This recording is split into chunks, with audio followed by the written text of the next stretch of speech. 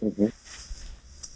Yeah, and I'm just thinking about like, like if I always think from like a product or user experience perspective because I think a lot of these things like um they just have to have like a great user experience and people Yeah. have to like care about it, right? Like people have to care that they're, you know, that you're using this, that some app is using this protocol because your data is safe, right? And if people don't care, then it's really hard to be like, you know, how this protocol or this decentralization technology is going to take off. I do think at some point we'll get into a situation where Web3 will end up like Linux, where like I don't know if you remember, but in like the mid 2000s, like PC Mag and PC World and CNET would be like, this is the year of Linux. Every single year, this is the Yes. year of Linux, and it never Yes. took off on desktop, or Mac.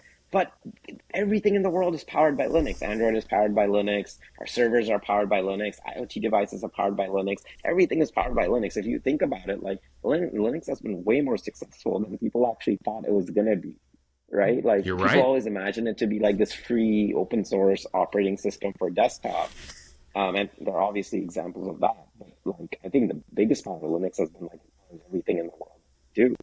Um, and so Yeah. I could imagine like blockchain and crypto like moving into the background and powering all these financial tools and all these social media tools and etc. But we don't talk about it on a daily basis. It's something a decade from now it just happened. You're I right. personally think that would probably be very good. And you still have your crypto trading markets, but the tokenization of assets and um, making more liquidity pools or just having more liquid assets, etc. All of these things would be really good, and like things would get at least technically and economically decentralized. I'm not sure how far you can go with legal decentralization before there is no way to like undo changes, or put someone in jail or fine someone. But yeah, I think that's the way. My personal opinion, and take it for what it's worth, is that Mhm. you'd probably end up going in that direction more than like you know Yeah. people talking about like hundreds or thousands of cryptocurrencies all the time.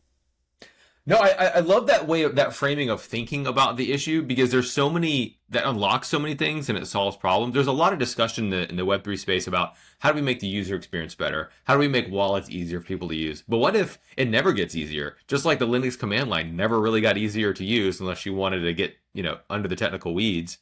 But like if it's powering back-end systems, what other back-end systems could you improve with crypto Web3 Hmm. systems so that the users still get the nice, easy current Web2 front end, but you get all the nice economic and flexibility benefits of Web3?